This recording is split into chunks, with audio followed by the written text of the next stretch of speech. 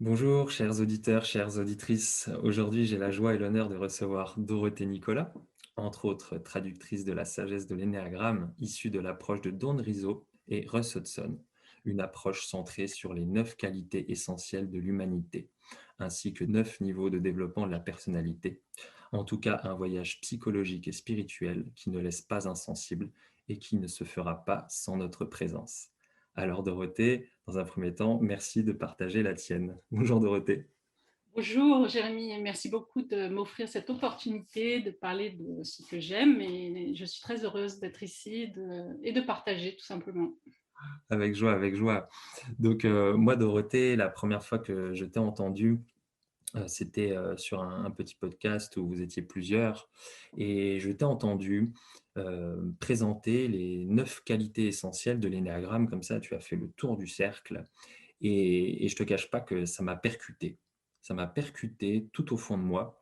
J'ai vu ça un petit peu comme une danse de l'humanité et je me suis dit, mais si tous les profils, si toute l'humanité était connectée à ça, le monde serait harmonieux. Alors je me suis dit entre-temps, mais qu'est-ce qui fait que ce monde n'est pas connecté à ces 9 qualités essentielles, Dorothée? En fait, non, elles sont au plus profond de nous, elles sont notre définition, ce sont les qualités de l'être, donc on ne peut pas ne pas être, donc elles sont en nous toujours. Et effectivement, pourquoi elles ne se manifestent pas? Parce qu'à côté de cet être, il y a ce moi qui prend beaucoup de place, qui est encombrant. Et le moi, tout simplement, c'est bon, l'autre nom, c'est l'ego, hein, et on ne peut pas faire sans, on en a besoin. Il est là, il a son utilité. Mais le problème, c'est que ce moi se transforme souvent en système de défense. Et quand ce système de défense est actif, les qualités ne se manifestent pas parce que il prend toute la place et,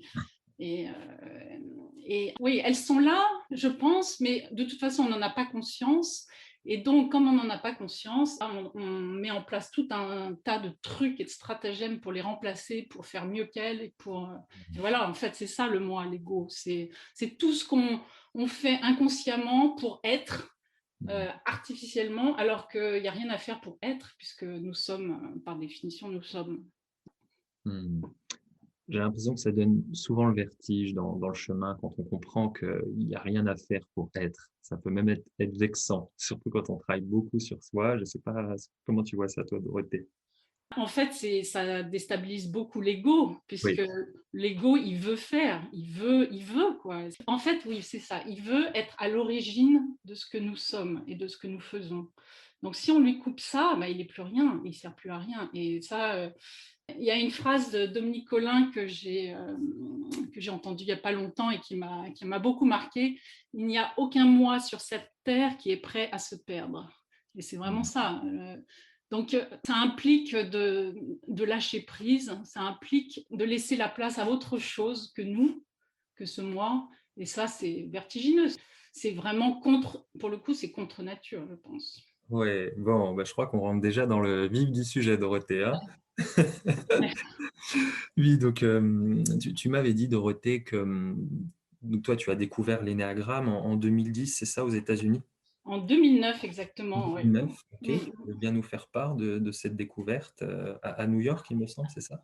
J'ai souvent réfléchi à mon histoire énéagramme et c'est vrai qu'elle m'amuse beaucoup parce que j'ai connu les trois étapes. En fait, ça s'est fait en trois étapes. Oui. Et je pense que c'est utile de raconter ces trois étapes parce que toute personne qui rencontre l'énéagramme peut passer par ces trois étapes. Et donc, voilà. La première fois, c'était, je me souviens, peut-être un vendredi soir ou un samedi soir, j'étais chez une amie. Et elle sortait d'un stage énéagramme. Et alors moi, j'étais une oie blanche, hein, j'avais jamais rien fait de quoi que ce soit dans ce domaine-là, enfin, en tout cas dans le développement personnel. Et elle s'est mise en tête de me partager son expérience de l'énéagramme parce qu'elle était enthousiaste évidemment. Et donc, genre de 11 heures du soir à 1 heure du matin, elle m'a fait le tour des 9 types. Autant dire que ça m'a complètement dépassée.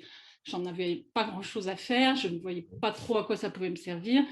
Et donc, je suis partie dans ma tête en courant, surtout pas ça, mais quand même, j'ai une reconnaissance éternelle pour elle parce que ce mot est entré dans ma tête, donc je savais que ça existait. Voilà mon premier contact avec l'énéagramme. Donc, ce qu'on peut en conclure, c'est que si la personne n'est pas demandeuse, il faut doser ce qu'on lui donne de l'énéagramme. Et puis après, du coup, je savais que ça existait, donc ça, c'est précieux quand même. Et quelques mois, quelques années plus tard, j'avais déménagé aux États-Unis. Et là, pour le coup, j'étais vraiment en recherche de quelque chose qui pouvait me sortir de mes impasses. Ouais. Et j'ai vu ce mot énéagramme là, dans le centre culturel du coin de la ville où j'habitais. Et c'était 6 séances sur 6 semaines, 6 fois 1 heure. Ouais. Donc je dis banco, j'y vais. Et en fait, dès la 2e heure, j'ai pris le coup sur la tête dont j'avais besoin pour me sortir de ma torpeur. Donc, j'avais compris l'essentiel. Ça s'est Mmh. fait très vite, mais j'avais un tel besoin, j'avais une telle soif de comprendre quelque chose. Mais alors, c'est aussi intéressant, c'est que j'ai vu l'essentiel, c'est-à-dire que la découverte de mon type de personnalité, ça a été immédiat, rapide. J'ai compris que comment dire, le chemin qu'il m'appartenait de faire m'appartenait complètement et que c'était pas personne d'autre ne pourrait faire ce chemin à ma place et que tout ce que je reprochais aux autres autour de moi, eh bien, c'était une peine perdue. Il fallait vraiment que je commence par moi-même. Donc ça a été un grand coup sur la tête. Un chemin de responsabilité que tu as vu se Voilà, dessiner. Ouais. exactement. Mmh. Et alors, évidemment, au bout de ces 6 heures, j'avais l'impression que j'avais touché le Graal, hein. J'avais la Rolls-Royce du développement personnel Ça devant te fait moi. J'avais gagné. Je savais que j'avais trouvé le bon outil. Et donc, je me réjouissais. Évidemment, je suis allée acheter la sagesse, Wisdom of the Enneagram, en anglais. Évidemment, j'étais aux États-Unis. Je me souviens très bien de la librairie où j'étais quand j'ai acheté ce bouquin. Et puis après, je me suis dit, bon, bah, c'est bon, je suis tranquille, j'ai tout ce qu'il faut. Eh bien, le problème, c'est que oui, j'avais la Rolls dans la main, mais on ne m'avait pas donné ni les clés ni l'essence à mettre dedans. Donc, Ouais. pendant 1 an et demi, j'ai fait du surplace, je n'ai pas avancé d'un pouce. Et pourtant, je l'ai lu, ce livre, hein, il me passionnait. Mais il n'y a rien qui changeait en moi. Donc, 2e étape. Deuxième. Et en fait, il a fallu un 3e. En même temps, j'avais cette certitude que c'était là qui était la solution, que c'était le chemin pour moi. Donc finalement, je me suis quand même décidée. On était rentré à Londres à ce moment-là, on était de nouveau en Europe. Et je me suis décidée à retourner aux États-Unis pour écouter la formation de l'Enneagram Institute, donc avec Russ Hudson et Don Rizzo.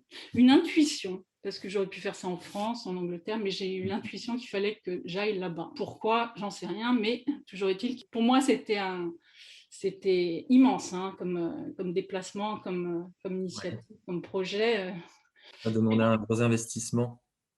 Oui, j'ai commencé ce chemin, j'étais vraiment dans les niveaux 6, 9, c'est-à-dire aucune confiance dans ce que je pouvais faire pour avancer. Enfin, c'était quand même très, très compliqué pour moi. Mais bon, je me On suis va en dit, parler. c'est instinct de survie, il faut absolument que je fasse quelque chose. Donc, Mais pour les auditeurs, quand tu as dit les niveaux 6 de la base 9, hein, donc toi, voilà, tu es situé sur la base 9, l'énéagramme, hein, et ouais, ensuite, il y a des niveaux de développement qu'ont créé Richard Rizzo et Ross Hudson, il me semble, hein. Ce sont les ouais. créateurs des niveaux de développement. Et Mm. on va détailler un petit peu après, hein. Ce sont les niveaux de santé de chaque profil de personnalité. Voilà, pour faire une petite parenthèse. Ouais, merci Jérémy. Tout ça Ouais. pour dire que quand on dit niveau 6, ça veut dire qu'on est sur le point Oui, de glisser dangereusement vers les niveaux pathologiques, mais vraiment où là on est on a le feu aux dans la fesses. difficulté, quoi. Voilà. On a le feu aux fesses, moi je dis. Donc, moi, il était grand temps que je fasse quelque chose, quoi. Parce que à niveau 6, quand on est un type 9, on se sent complètement invisible, complètement impuissant, on a Ouais. l'impression que c'est des montagnes devant nous, etc., etc. Bon, toujours est-il que je débarque aux États-Unis pour en faire mon stage. Et là, ça a été la semaine qui a pour le coup, mis l'essence dans la Rolls-Royce. Et Ouais. j'ai enfin pu avancer, quoi. Pourquoi? Ben, je pense que c'est grâce à la découverte de ces qualités essentielles. Tout d'un coup, je voyais la lumière. Tout d'un coup, il y avait un tunnel, certes, mais la lumière, elle était là, quoi. Elle avait toujours été là. Et donc, c'est ça qui m'a fait avancer. Et c'est pour ça que ça me réjouit d'enseigner ça. Il n'y a que ça qui m'intéresse finalement. Hmm. D'enseigner, tu veux dire le côté lumière, mettre en avant Voilà, les ouais, qualités essentielles. d'emmener mes élèves faire le tour des 9, j'appelle ça les 9 territoires de l'être. L'être qui nous sommes est constitué de ces 9 qualités essentielles de l'être, hein, c'est ça. Et ben, les découvrir, c'est découvrir qui nous sommes. Et tout d'un coup, en fait, on se dit, il y a une alternative à ce moi, il n'y a pas que ce moi, il y a autre chose derrière de bien plus vaste, de bien plus oui, qui est là, quoi. Et en fait, dès que je m'éloigne et que je me désidentifie de ce moi, en fait, j'accède à des qualités d'être qui sont la vie même. Voilà, c'est les qualités de la vie. Il n'y a pas de vie sans cet être. Et donc, on s'ouvre à la vie pleine. Oui. Est-ce que c'est clair ce que je raconte? Bien sûr, évidemment. Je sais que c'est un vécu intérieur et pour le vivre, je vois bien, une fois que je me désidentifie de ma personnalité, tout de suite, j'accède à quelque chose de plus profond et c'est tout de suite, c'est ici et maintenant, c'est pas ailleurs, hein. C'est ça qui est compliqué à comprendre pour notre fausse personnalité, en tout cas. Mais moi, j'ai remarqué que quand on découvre tout de suite cette qualité d'être en lien avec notre base, ce qui va créer un choc, c'est de voir qu'on est dans la caricature de, Voilà. de cette qualité essentielle. Et tant qu'on ne le voit pas, c'est-à-dire que moi j'ai l'impression que tant que le centre émotionnel n'est pas touché avec l'énéagramme, la compréhension reste superficielle. Je ne sais pas comment toi tu le perçois, Dorothée. Alors, en fait, moi, dans cette fameuse semaine, là, c'est le part 1 de la formation Enneagram Institute à l'époque, hein. Maintenant, ça n'est plus enseigné comme ça. À la fin de cette semaine, le fait de voir cette lumière et en même temps de découvrir cette descente aux enfers pour chaque type, hein, parce que c'est ça, dans cette formation, on nous fait descendre les 9 niveaux de chaque type, donc c'est une Ouais, descente pas à pas. ouais, C'est extrêmement, pour moi, ça a été extrêmement pénible de vivre ça, de voir à quel point on pouvait partir de cette lumière et descendre dans des choses vraiment sombres, ouais, parfois ténébreuse, hein. et de comprendre qu'on avait ces 2 dimensions en nous, que c'était qu'on pouvait descendre et remonter et de faire ce chemin 9 fois, de comprendre la tragédie humaine 9 fois, Ouais, pour moi, ça a été, un choc existentiel, on va dire. ouais, Et en même temps, c'est ce qui m'a. Donc, ça a fait le crack dont j'avais besoin, ça a fait craquer ma carapace. Et mm, j'ai fait une expérience de quelque chose qu'on pourrait appeler l'amour infini. Voilà, en fait, tout simplement. Je me revois cette dernière matinée. ouais, On était 50 personnes du monde entier et j'étais baignée dans un bain d'amour infini, quelque chose que j'avais jamais vécu auparavant. ouais, Donc pour moi, prendre conscience de cette lumière, c'est vraiment faire exploser quelque chose dans le cœur qui nous ouvre à quelque chose de beaucoup, beaucoup plus vaste. Voilà. voilà. Rien que ça, rien que ça. Franchement, je ne saurais pas le décrire plus que ça. Et je n'ai jamais revécu. Ouais, Mais je sais que ça existait et ça, rien ne pourra me faire oublier ça. Et en même temps, donc pour moi, c'est un tournant fondateur.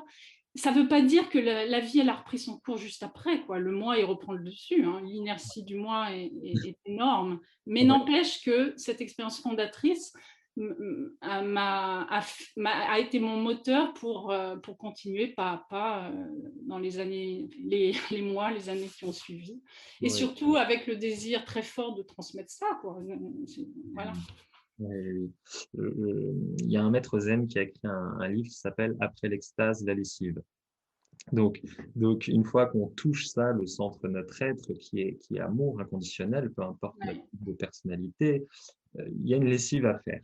Il y a Ouais. une lessive. Donc, on a parlé de la partie lumineuse, et je crois que dans la sagesse de l'énéagramme, qui pour moi est la Bible de l'énéagramme, il s'attarde aussi beaucoup sur le conditionnement, sur le moi, comment est-ce qu'il fonctionne, comment est-ce qu'on peut déserter certains centres de notre corps, comment on se perçoit, il est quand même extrêmement précis dans la Ouais. construction de la personnalité. Toi qui l'as traduit, bon, comment c'était aussi cette plongée à l'intérieur de cette traduction? Tu pourrais nous le partager? Alors, cette traduction, c'est une aventure incroyable. C'est que, évidemment, quand j'ai commencé à enseigner en français essentiellement, hein, quand je suis rentrée en Europe, en fait, je me suis dit, après avoir vécu ça aux États-Unis, donc ça, c'était au mois d'août, je me Ouais, suis dit, me connaissant, si je ne fais pas tout de suite quelque chose pour le transmettre, je ne le transmettrai jamais. Enfin, donc pendant 3 mois, j'ai traduit mes notes et la sagesse Wisdom of the Enneagram. J'avais que ça sous la main parce que je me suis rendu compte qu'il n'y avait aucun livre français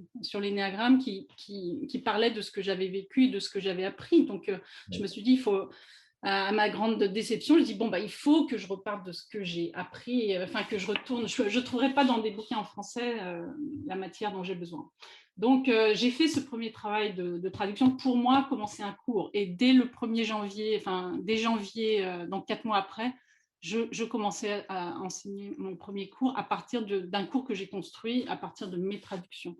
Et puis, malheureusement, à la fin de mes cours, on me demandait mais quel livre on peut acheter. Et là, je disais, bah, je ne peux pas vous en recommander parce que moi, J'ai pas trouvé. j'ai pas trouvé mon bonheur. Donc, non, je suis désolée. Et j'étais vraiment désolée. Donc, je me dis, il faut absolument que ce livre, Wisdom of the Enneagram, soit traduit. Il existe depuis 1999 aux États-Unis. Il a été traduit dans toutes les langues. C'est un best-seller mondial. En France, zéro. Donc, Ouais. c'était dramatique. Enfin, je me dis, c'est pas possible. C'est une erreur de l'édition, quoi. Et puis, en fait, je faisais partie d'un groupe de praticiens chrétiens de l'énéagramme. Et pareil, quand on travaillait ensemble, j'avais l'impression de ne pas parler la même langue. Donc un jour, je me suis dit, ben, je vais vous présenter l'approche Réseau Hudson, tout simplement. Il n'y avait que moi qui la connaissais. Ils ne connaissaient absolument pas les qualités essentielles, les niveaux de développement. Ça n'existait pas pour eux. Donc un jour, j'ai pris mon courage à deux mains. Je vais vous présenter ce que j'ai appris.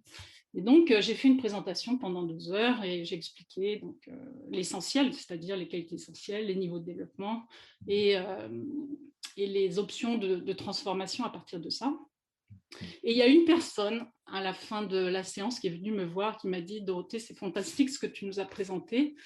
Voilà, qu'est-ce qu'on peut faire pour diffuser ça? Et je lui ai dit, bah, malheureusement, il n'y a pas, moi j'enseigne un petit peu, mais à ma petite mesure, il y a pas, le livre n'a jamais été traduit. Donc, courageusement, il a dit, bah, moi je vais le traduire. Et cette personne, c'est Thierry Grandjean, donc je lui dois une fière chandelle, parce qu'il a eu un courage dingue. C'est quand même un gros bouquin. Il est fait. Donc, pendant 1 an ou plus, il a traduit une page par jour, avec dévotion, dévouement. Et un grand merci à Thierry pour ça. Et après, ben, il m'a repassé le bébé et j'ai effectivement beaucoup retravaillé le texte pour que ça exprime vraiment la pensée des auteurs. Et puis moi, je connaissais ça par cœur, donc c'était facile pour moi de trouver les bons mots et la bonne formulation. Tu avais fait l'expérience avec ton corps, ton cœur et ton âme, quoi. Et évidemment, mon anglais était ce qu'il était. Et comme Thierry, hein, c'est pas un angliciste, c'est pas un traducteur, moi non plus, mais on y a mis tout notre cœur, en fait, toute notre énergie. Franchement, c'est un miracle, cette traduction. Ça a été quand même un très, très gros travail. Et j'avoue que quand je traduisais, quand je revoyais la traduction, que je retravaillais le texte, bon, ça m'intéressait, mais j'étais vraiment centrée sur l'écriture et sur trouver la meilleure formulation qui soit. Donc, à ce moment-là, je ne suis pas rentrée dans le fond. Mais voilà, c'est un travail de traduction, c'est un travail littéraire et avant tout, quoi. Oui. Mais bon, à mon plus grand bonheur, bah, il est sorti en 2018, ce bouquin, et depuis, effectivement, je savais qu'il était attendu en France, donc ça a été merveilleux. Ouais. Tu as eu des retours suite à sa sortie? Oui, que des retours très, très positifs, très, Ouais. très positifs. Les gens sont très, très reconnaissants. Mmh. Donc, non, franchement, bah, et puis je sais que ça se vend très très bien. Il a été réédité plusieurs fois, parce que le premier tirage, ça devait être 1500 exemplaires, et depuis, il a été retiré de nombreuses fois. Alors, je ne sais pas le nombre de ventes, mais je sais que ça marche très très bien, malgré que ce soit un prix assez élevé quand même. Oui, oui, oui, c'est vrai. Et moi, je t'avoue, Dorothée, que j'en parle beaucoup autour de moi et autour de moi, beaucoup l'ont, ce livre, en tout cas. C'est sûr que c'est un très bon investissement parce que je pense que tout simplement c'est le seul livre sur l'énéagramme qui présente l'homme dans son entièreté, dans sa dimension spirituelle et psychologique. Et on ne peut pas découper l'homme en morceaux, et pour faire ce travail-là, il faut intégrer la dimension spirituelle. Il n'y a aucun Ouais. doute là-dessus. Nous sommes des individus indivisibles. Voilà, Donc, exactement. pour revenir, Dorothée, sur ces 9 qualités essentielles, ces 9 niveaux de développement, donc je ne sais pas si tout le monde connaît l'énéagramme, mais les 9 qualités essentielles, pour moi, elles sont situées quelque part au centre du cercle. Et quand on revient à la surface du cercle, c'est là qu'on vit à travers notre personnalité, hein. Et pour Mhm. moi, le but, c'est de trouver le plus d'élasticité possible entre le centre et vraiment la surface du cercle, l'extrémité du cercle, hein. Ouais. Bon, moi, j'essaie de le représenter comme ça pour que ce soit plus simple. Par rapport aux 9 niveaux, je dis souvent que ce sont comme des paires de lunettes, les niveaux de développement. C'est-à-dire qu'il y a 9 paires de lunettes, 9 bases sur l'énéagramme, et chaque profil va avoir une paire de lunettes. Et plus on va être dans les bas niveaux et plus les verres vont être épais, et moins on va avoir accès à notre qualité essentielle, donc au centre du cercle. Et plus on va travailler sur soi, plus ces verres vont se désépaissir et plus on va voir la réalité telle qu'elle est, telle qu'elle se dévoile, Mmh. une forme de pure conscience quelque part, on pourrait dire. Ouais. Oui. Oui, c'est une bonne façon de présenter les choses. Moi, je parle de boîte, De voilà. boîte, ouais.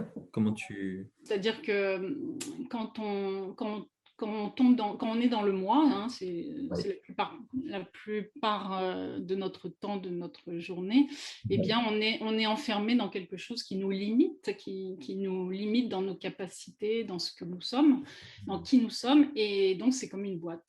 Et quand on est dans cette boîte, on est, limité à notre, comment dire? À notre piège principal. On est dans notre piège principal, qui est celui qui correspond à notre type de personnalité. Voilà. Mais bon, ça exprime exactement la même chose que ce que tu dis, hein. Et donc, l'idée, c'est de sortir de cette boîte. Et dès qu'on en sort, on n'est plus dans notre type de personnalité. On a accès aux 9 territoires de notre être, tu vois. En fait, c'est comme si on a en nous une très belle maison, une belle demeure, hein, où il y a 9 pièces magnifiques. Et puis, par habitude, on dort toujours dans la même et on regarde le monde toujours à partir d'une seule pièce, à travers une seule fenêtre, et on est enfermé. C'est comme voilà, et ça devient un cagibi. On est enfermé dans ce cagibi. Et l'idée, c'est d'ouvrir la porte. Et une fois qu'on ouvre cette porte, eh bien, ma foi, on a accès aux 9 pièces et elles sont toutes magnifiques, et elles nous donnent accès à une expérience de vie qui est complète et magnifique. Et en fait, on se rend compte qu'à partir du moment où on n'est plus limité dans cette boîte, ces qualités essentielles, on les a en nous, mais on ne peut pas les fabriquer, on ne peut pas les appeler, on peut juste les vivre en fait. Et donc, en fonction de ce que la vie nous présente, eh ben, elles vont se manifester. Voilà, et elles vont nous donner la ressource dont on a besoin et nous permettre de goûter cette expérience comme on doit la vivre, hein. C'est ça, en fait, c'est tout simple. magnifique. Est-ce qu'on pourrait dire, une fois qu'on a étudié, voilà, qu'on a perçu notre qualité essentielle, qu'on l'a vécue à l'intérieur, qu'on la retouche et qu'on voit cette fausse personnalité qui essaie de répéter la même chose, qui nous fait tout le temps trébucher, est-ce qu'on dispose d'un espace pour faire le choix et se demander depuis quel endroit je vais agir? Est-ce que c'est pas ça la finalité de l'énéagramme? Enfin, la finalité, ou au moins une partie? Alors, effectivement, il y a choix, mais ce n'est pas un choix conscient. Oui. On vit tout simplement, hein. Mmh.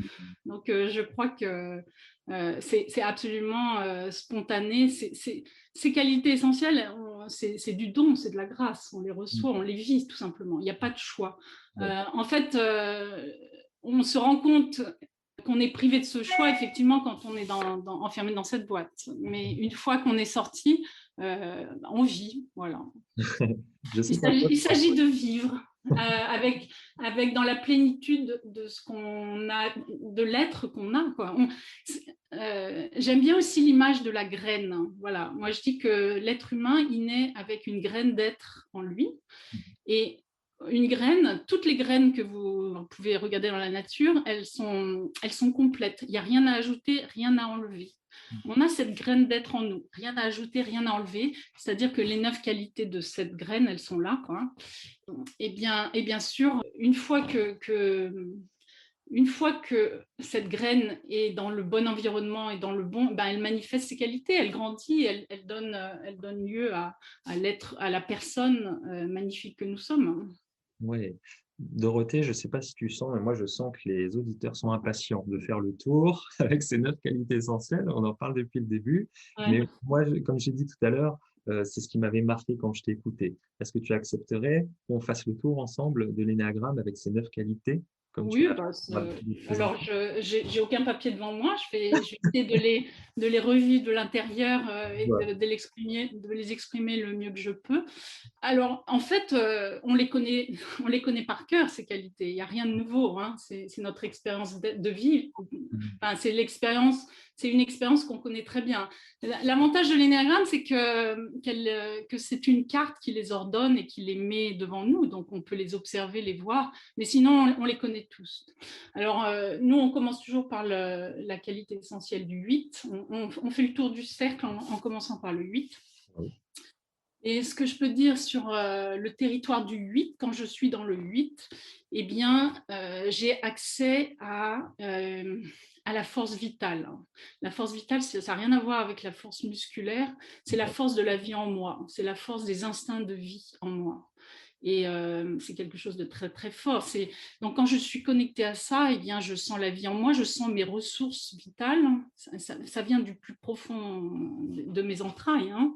Et, euh, et donc, je suis vraiment j'ai accès à mes ressources et en même temps, je suis en plein contact avec le réel. Je suis complètement connectée avec le réel autour de moi. Je fais un avec le réel. Et donc, en fait, quand je suis là-dedans, je danse avec la réalité. Voilà, c'est un peu comme c'est l'expression que je donne. C'est comme un arbre qui est profondément ancré dans la terre. Les tempêtes, les vents peuvent venir, il va ployer, il va danser avec ce vent-là, mais il va rester complètement ancré. Et donc, c'est cette force-là qui permet d'accueillir oui, voilà, d'accueillir ce qui vient, quoi, et de répondre à ce qui vient. Et quand tu en parles là, je sens une énergie qui manque et qui me redresse à la fois. Un petit peu comme les 8, hein, on voit bien l'enfant 8, les bébés 8, même dans les poussettes, ils sont au bord, ils sont redressés, il y a toute l'énergie. C'est une posture aussi. Hein. Ouais. Donc, c'est une grande énergie de vie, tout simplement. Et cette énergie-là, on l'a tous en nous, mais c'est vrai que les 8, ils vivent pour ça, ils vivent pour la sentir. Ils ont besoin de sentir cette intensité de la vie en eux. Voilà. Magnifique. Mm. Magnifique. Mais bon, encore une fois, je rassure tout le monde, si on n'avait pas ça en nous, on ne vivrait pas. Donc, on l'a tous en nous. Voilà. Et c'est vrai que j'ai remarqué, moi, parce que moi, mon grand plaisir aujourd'hui, c'est de me balader c'est de m'apercevoir quand j'accède à un de ces territoires qui n'est pas forcément mon territoire dominant, puisque moi, je suis neuf. Donc, c'est vrai que quand j'arrive dans le 8, je le goûte, j'arrive à l'apprécier, puisque je le reconnais, je le sens. Et j'ai remarqué que cette qualité, elle advient quand on est face à des défis, à des challenges, des choses qui nous paraissent trop grandes pour nous. Eh bien, il y a cette force qui vient, qui dit non. Et c'est la force qui fait qu'on va déplacer les montagnes. On va aller au front, en fait. Hein. Ouais. Et donc, chaque fois qu'on a un défi, si on est centré, ancré, eh bien, on va avoir cette motivation, cette énergie, cette endurance aussi pour faire face aux défis qu'on a eus. Ouais. Magnifique, magnifique. Et là, tout de suite, on peut percevoir le 8 différemment. Hein, au lieu de voir quelqu'un qui va toujours en force, qui peut prendre beaucoup de place, qui peut être vulgaire, de voir la Voilà, qualité d'une tu base. décris les niveaux moyens. Hein, C'est ça, mais on a tendance à mettre les gens dans la caricature et parfois, ça peut permettre de voir au-delà d'une personne qui nous agacerait, voir ce qu'elle incarne plus Oui, profondément. donc le 8, quand il tombe dans ces niveaux moyens, c'est qu'il a perdu la conscience qu'il a cette force en lui. Et comme c'est ce qu'il appelle le plus, et comme il vit pour cette force-là, eh bien, il va essayer de la recréer artificiellement. Et donc, il va faire tout en force. Et donc, c'est là où il s'enferme. En fait, on se rend compte que notre type de personnalité. Alors, en France, c'est vrai qu'on dit, j'entends ça, que c'est le résultat de la blessure de l'enfance. Il nous est arrivé tel truc et donc, on a mis en place une stratégie de défense. C'est complètement, pour moi, ça n'a pas de sens de dire ça. C'est un raccourci terrible qui fausse complètement la vision qu'on a de nous. Pourquoi on va développer une personnalité de type 8 ? Parce qu'on a une essence dominante de 8 et que ce qui nous appelle le plus au monde dans notre vie, ce qui nous fait vibrer, ce qui nous appelle profondément, c'est de manifester cette qualité essentielle de 8. Et quand cette force du 8, et quand je suis déconnectée de mon être, donc ça se met en place très vite, dès que l'ego commence à se former, je perds le contact avec ça. Et donc, je vais mettre en place une stratégie pour recréer cette force, pour la manifester, voilà, parce que c'est ce qui m'appelle le plus. Et donc, je ne fais pas ça parce que je vis je ne sais quoi. Voilà. Donc s'il n'y a pas de blessure, ça serait quoi en lien avec la graine? C'est la graine qui n'a pas été suffisamment arrosée, c'est le climat familial, c'est l'environnement, c'est Non, ça? non, non, non. Moi, Ouais, quand j'enseigne l'énéagramme, enfin, je l'enseigne comme je l'ai compris, comme je l'ai reçu, c'est que nous avons ces 9 territoires en nous, c'est notre graine d'être, on est avec ça, et c'est le mystère de l'identité, le mystère de l'être. Il y a un territoire qui est plus important. ouais. Il y a une qualité qui colore le reste et qui est qui nous sommes, qui définit notre tempérament d'être. Hmm. C'est la qualité, c'est ce qui nous sommes, tout simplement. Donc, dès le départ, dès notre arrivée dans cette vie, quoi, nous avons cette qualité dominante. Et comme quand on va grandir, évidemment, on va perdre contact avec cette essence d'être. Ouais. Et la stratégie qu'on va mettre en place, c'est celle qui correspond à ce qui va nous manquer le plus, à ce qui nous fait le plus souffrir de ne pas le vivre. Enfin, donc, par exemple, moi qui suis On neuf, va, on va passer au 9, on va ouais, en profiter. C'est la oui, suite. oui, on a fait un grand détour. Mais Non, ce qu'il faut retenir, c'est que la stratégie que je mets en place, c'est-à-dire la personnalité que je mets en place, correspond à mon être profond. Voilà. Hmm. Magnifique. Et donc, ce n'est pas un hasard et ce n'est pas une fatalité et ce n'est pas un drame ou quelque chose qui m'est tombé sur le coin du nez, dont il faut qu'il y ait une plaie pour le reste du temps de mes jours. Non, la personnalité que qui s'est mise en place, c'est qui je suis profondément. Voilà, ça a une fonctionnalité, c'est de servir l'être que je suis. Hmm. Ouais. On va continuer à prendre l'exemple du 9 pour donner un deuxième exemple. Alors, voilà, donc on quitte le territoire du 8 et on arrive dans celui du 9. Alors, le 9, on dit souvent que la qualité essentielle du 9, c'est la présence. Alors, c'est les qualités des points sur le triangle, hein, le 9, 3, 6. Oui. C'est tellement intime à nous-mêmes que c'est difficile à comprendre. C'est le centre de l'être. Et donc, effectivement, la question de la présence de l'être, c'est le point central du 9. Alors, comment on peut comprendre ça?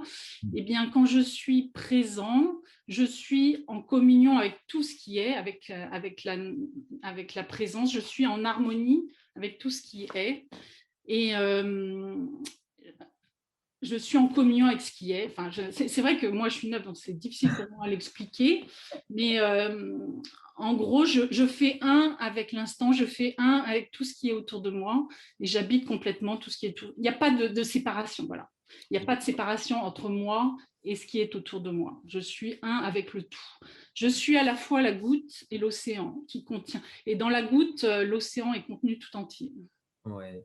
Bon, Dorothée, hein, je te cache pas, moi, tu sais que je suis de base 9 aussi, de ce territoire, et là, quand tu décris, j'ai des frissons partout, ça résonne. Bon, Et je sais que c'est en moi, quoi, ça, tu vois, comme tu disais, ouais. j'ai pas à le créer, quoi, tu vois, j'ai juste... Voilà, voilà. Et donc, si ça te fait tellement vibrer, eh ben, toute ta vie, ça te fera vibrer. Et tout ce que tu vas mettre en place comme stratégie de personnalité, ça va être pour vivre ça. Voilà, tout simplement, parce que c'est ce qui t'appelle le plus. Ouais. Donc, tu as mis en place une personnalité de neuf parce que c'est ton appel profond. C'est l'eau dans laquelle tu nages le mieux. Voilà. Je trouve ça tout de suite beaucoup plus léger, présenté comme ça. Ah bah oui, ça change tout, hein, Hein, ça change tout. ça fait du bien, merci beaucoup. C'est pour ça que je t'ai invité aujourd'hui, tu vois. Bon, bah, comme quoi. Ça fait du bien, ça fait du bien. Donc, les qualités, pour revenir sur le neuf, Ouais.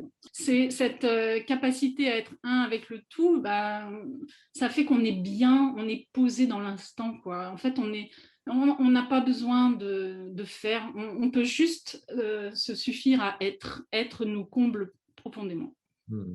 je pense. Et de là vient les pièges du neuf. On ne va pas rentrer dans les pièges du neuf, mais c'est vrai qu'on peut voir tout de suite la pente glissante Oui. qui On va peut se donner, présenter quand on est bien installé et attaché dans l'instant présent.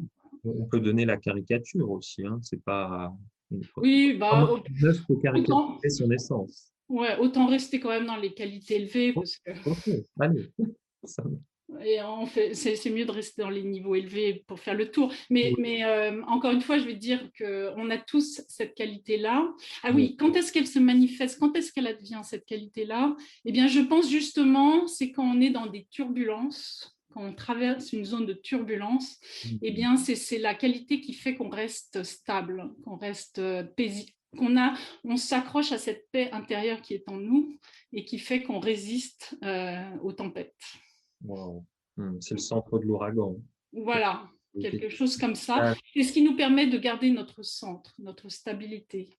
Et c'est vrai qu'on dit que le 9 est le plus endurant de tous les types parce qu'il est capable de se brancher sur ce centre-là. Et il a une force aussi phénoménale que le 9, que le 8 et le 1, mais elle est centrée dans ce centre-là, je pense. Et donc elle est moins visible, mais c'est une très grande... Voilà, c'est ancré dans l'instinct aussi. Hein.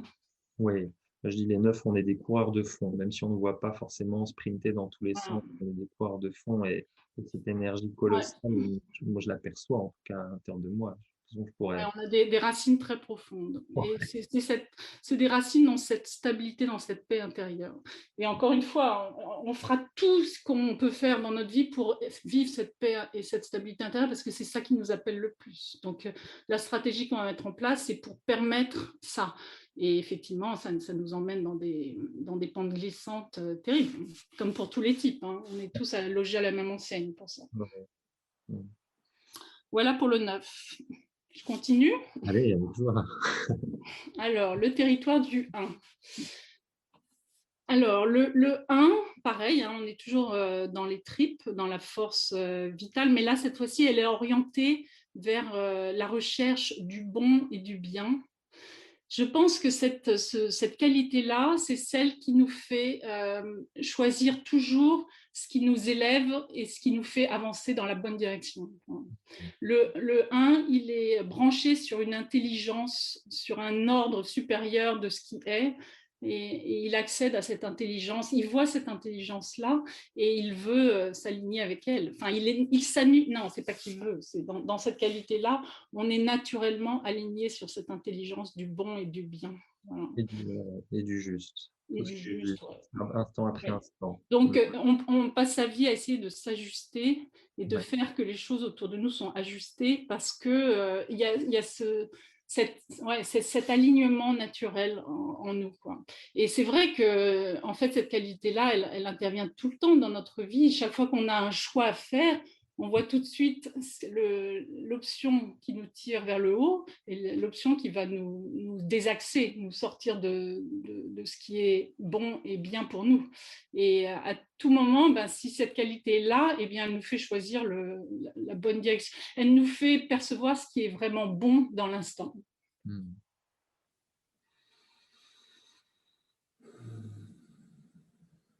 Voilà, je goûte à ce territoire pendant que tu en parles. Ouais. Et c'est vrai que c'est très, très précieux, surtout dans ces périodes où on ne sait plus où est le bon, où est le bien. On est dans un monde tellement privé de repères que cette conscience du bon et du bien qu'on a en nous, en fait, c'est la conscience hein, aussi, tout Mm. simplement. C'est notre appel à rester aligné sur pas sur notre mission, mais sur ce que nous devons être. Sur notre profonde sagesse. Voilà, ouais, c'est la Mm. sagesse, c'est la conscience, c'est l'intelligence du bien. C'est ce qui nous fait rester droit sur nos pieds, quoi. Wow. Alors oui, on a tous ça en nous, hein, heureusement, mais bon, c'est vrai que les 1, eh bien, ils vivent pour ça, ils vivent pour faire l'expérience de ce bon et de ce juste. Tiens, bah, je peux citer l'exemple de Thierry Grandjean, qui est de Ouais, type 1. ouais. Eh bien, quand il m'a écouté, il a senti que c'était juste, que c'était bon et qu'il fallait absolument servir ce bien-là. Donc, il est venu me voir, il m'a dit, Dorothée, il faut qu'on fasse quelque chose. Et donc, c'est le sens de la mission pour servir le bien, quoi. Ouais. Et là, pareil, il a mis une endurance incroyable. Il n'a jamais lâché le morceau. Il est allé au bout de sa mission. Donc, c'est un bon exemple. Un très bel exemple. Un exemple incarné. Voilà. Oui, on passe au deuxième territoire. Alors, ben là, on va quitter le domaine de l'instinctif des tripes et on passe dans l'émotionnel, donc les types Un 2, 3 et étage. 4. Mm. Alors, je commence par le 2. Donc là, c'est des qualités essentielles liées à la qualité du cœur. Hein. Et quand on est dans le territoire du 2, quand je suis dans les territoires du 2, je sens que mon cœur, déjà, je suis connectée à mon cœur et mon cœur s'ouvre naturellement pour se connecter au cœur d'un autre, de l'autre, de ceux qui sont autour de moi. Donc il y a comme une connexion Bluetooth qui se fait naturellement. C'est un flux, c'est un lien qui se crée naturellement. Et de toute façon, le cœur, il est fait pour ça, hein, pour se connecter, pour se mettre en lien.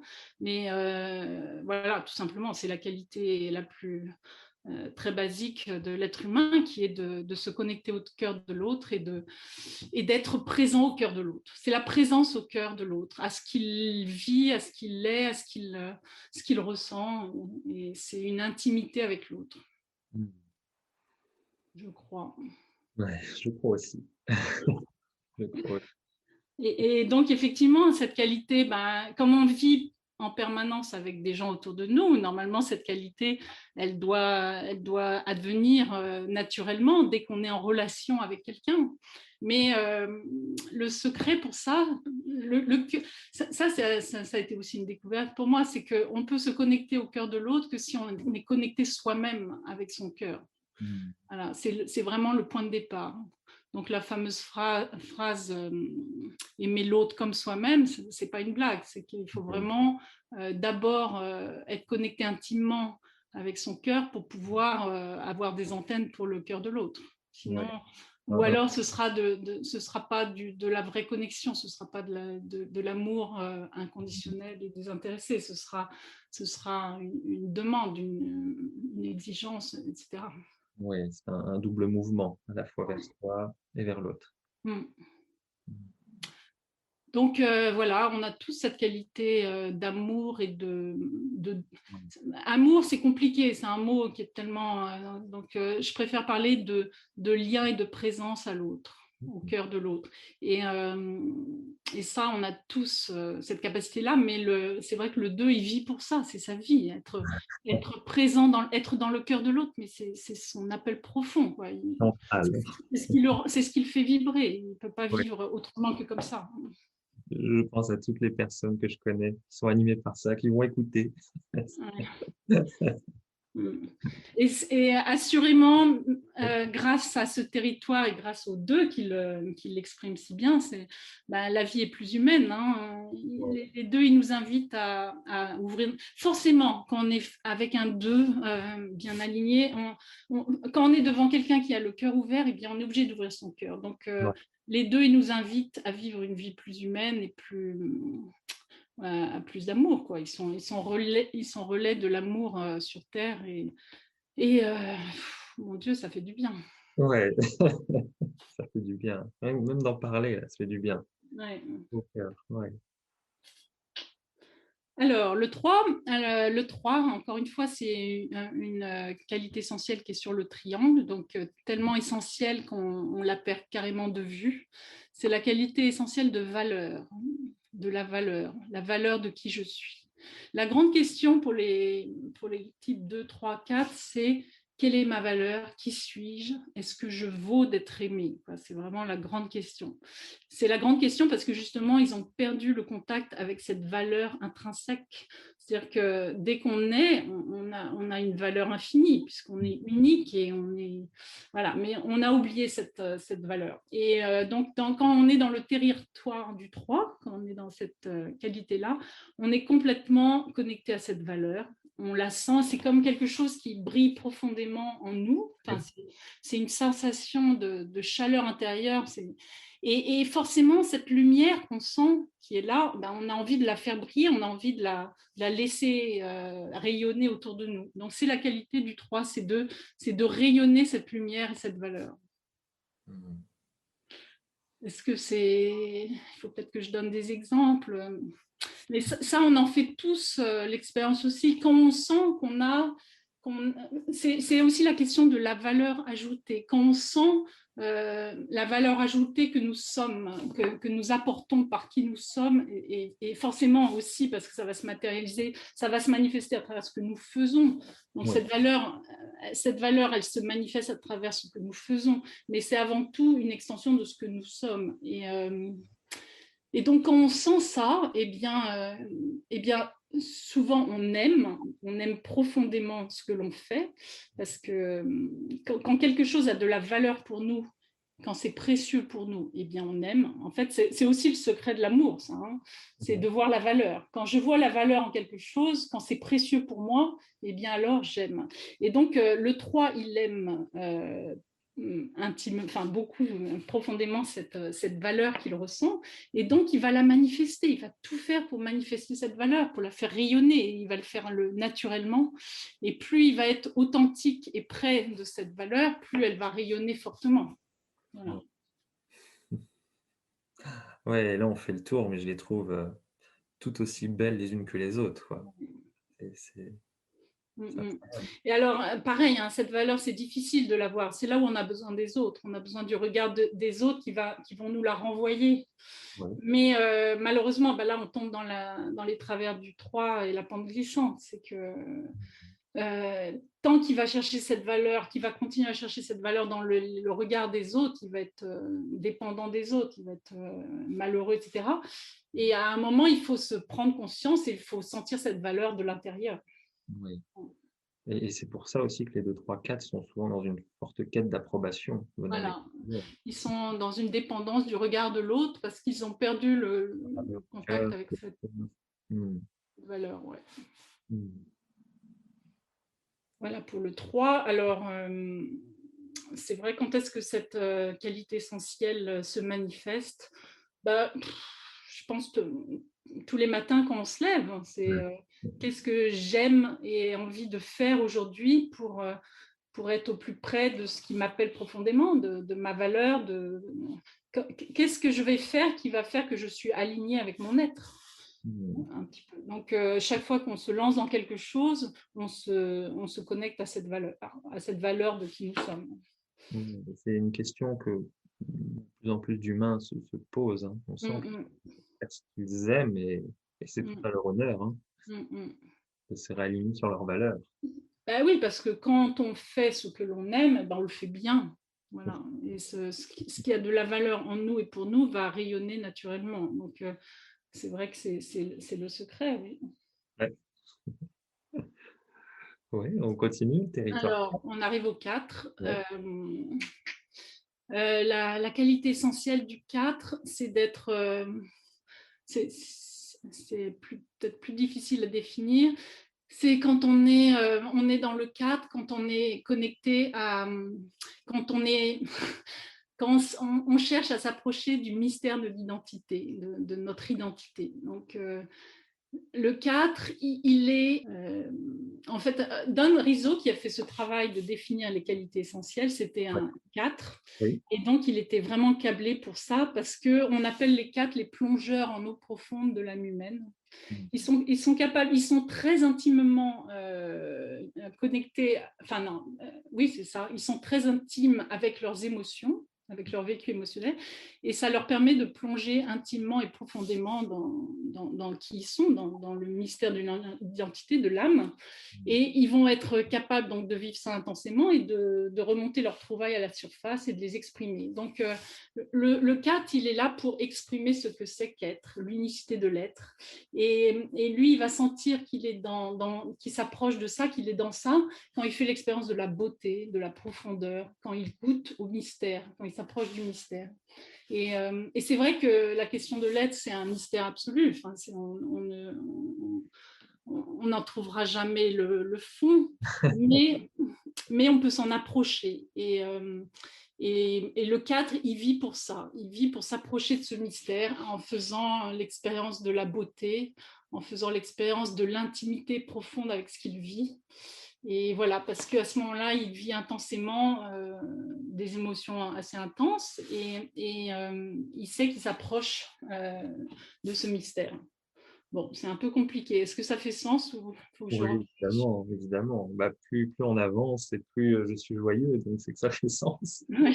Ça fait du bien, hein, de voir l'humanité sous cette forme, hein, vraiment, vraiment, c'est magnifique. Et donc, ça, encore une fois, on le vit tous, hein. Ouais, Moi, je me souviens, alors, après, quand j'ai découvert ces territoires, j'ai essayé de retrouver des moments de ma vie où ce territoire il s'est imposé à moi.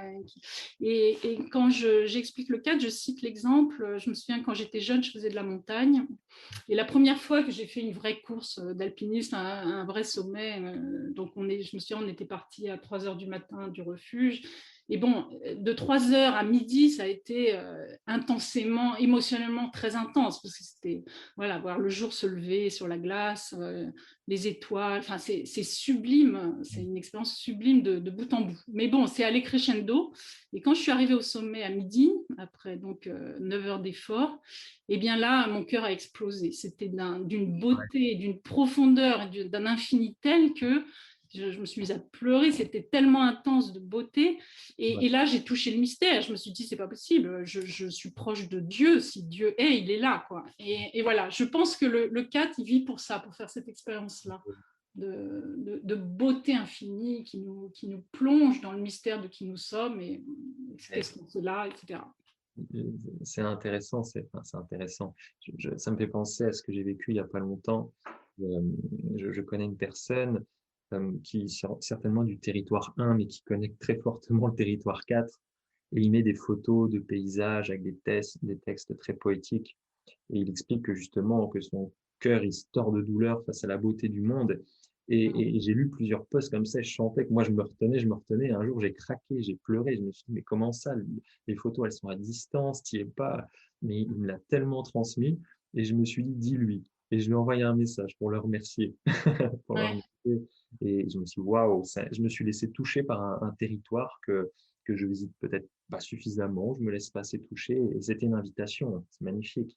C'est magnifique. Voilà, c'est ça qui est chouette, c'est que quand on les connaît, ces territoires, ben, on les goûte 2 fois plus quand on les Ah, traverse.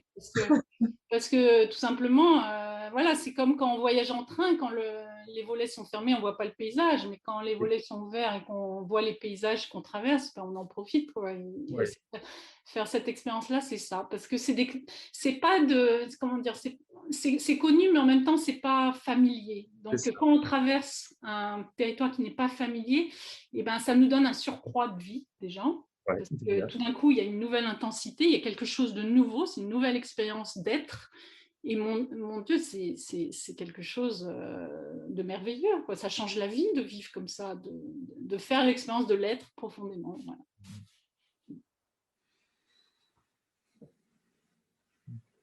Ok, et on continue vers le 5. Alors, on a fait 2, 3, 4. Il nous reste 5, 6, 7. Donc, 5, 6, 7, ce sont les territoires liés à notre intellect, à notre centre mental, notre intelligence mentale. Et je commence par le 5. Donc, la qualité essentielle du 5, c'est très lié au mental, c'est la qualité de clarté. Ouais. Alors, en anglais, on dit clarté et illumination. Le terme illumination, il est c'est difficile à traduire, mais c'est vraiment ça. C'est la capacité d'illuminer dans le sens de mettre de la lumière.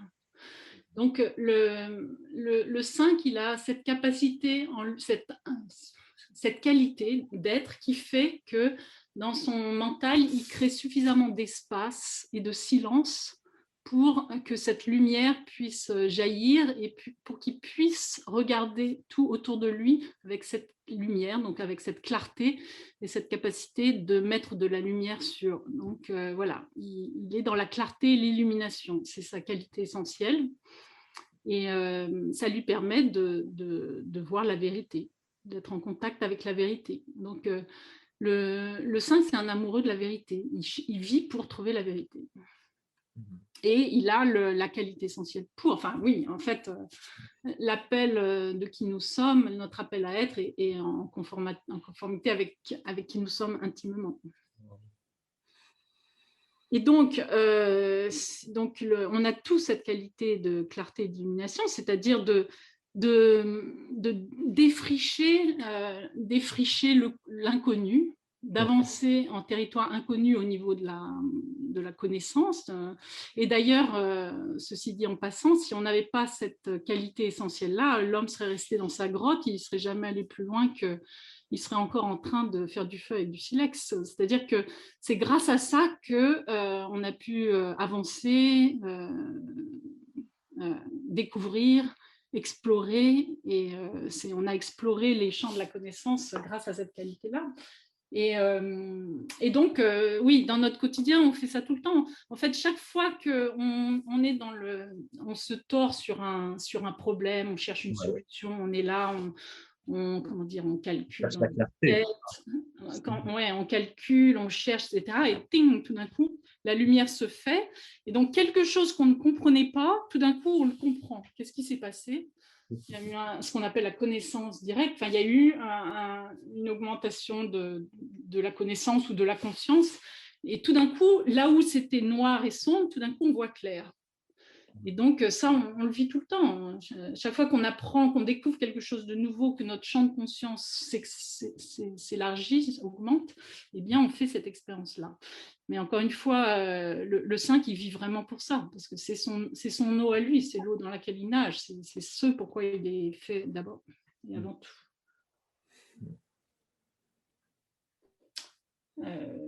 Qu'est-ce que je peux dire sur le 5? Ça va? Oh oui, ça va très bien. Moi, je savoure ce tour. Ah ouais, c'est un voyage sympa, hein, le Ouais, voyage dans carrément. les... Ouais. C'est le plus beau. C'est le plus beau. Ouais, ça fait du bien. Ça fait du bien. Mm, mm. Je rigole. Alors, le 6, le territoire du 6. Le territoire du 6, pareil, c'est très lié au mental, hein. C'est autant le 5, sa qualité essentielle, c'est de descendre les couches, de traverser les couches de la connaissance pour aller au plus près de la vérité. Autant au niveau pour le 6, sa qualité, ça va être une connaissance, un savoir opérationnel. C'est-à-dire que le 6, on dit qu'il a une vision à 360 degrés. Il voit tout, il entend tout, il note tout. C'est comme s'il avait des instruments super bien branchés, connectés. Et donc, il perçoit tout, quoi. Donc, il a presque aussi, on dit qu'il a ce sixième sens. Et toute cette information qu'il reçoit, eh bien, il est capable de la traiter. Et d'où son savoir, sa qualité de savoir-faire. C'est un savoir-faire très opérationnel. Il se sent guidé. Voilà. En fait, il a aussi accès à son guide, ce qu'on appelle le guide intérieur. Ouais. Et à tout moment, donc il voit, il perçoit clairement ce qui se passe et il sait comment répondre à la situation. Il est comme téléguidé de l'intérieur. Il a son petit guide intérieur qui le guide. Bon, ça aussi, hein, encore une fois, c'est une expérience qu'on fait tous. Mais Ouais. le 6, c'est incroyable, quoi. Ouais. J'ai des visages qui me sont passés devant les yeux là. C'est vrai. En toute situation, quand il est connecté à son guide intérieur, mais on l'appelle le bon soldat parce qu'il peut aller au feu avec ça. Il sait qu'il a il Ressources. sait qu'il va y arriver, il sait qu'il a les ressources, etc. Alors, quand est-ce que ça se manifeste en nous? Eh bien, en fait, c'est la qualité aussi, le terme que c'est en anglais on dit awakeness, on est complètement éveillé, mais pas au sens de l'éveil du Bouddha, c'est au sens de j'ai les yeux grands ouverts et je vois ce qui se passe autour de moi. Donc, effectivement, c'est une qualité essentielle. Et là, on est aussi sur le triangle, c'est un des 3 points du triangle.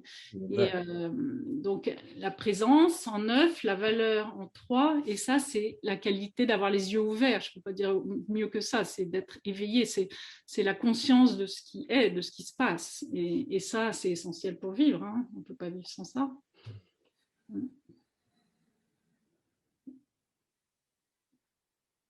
Qu'est-ce que je peux dire d'autre sur le 6? Ça va ou il faut que je donne un exemple peut-être en plus? Comme tu veux. Après, je pense que c'était Claire? parlant. En tout cas, ouais, je pense. On laisse toujours un petit temps, un petit blanc pour laisser aux gens goûter à l'énergie. C'est J'ai important.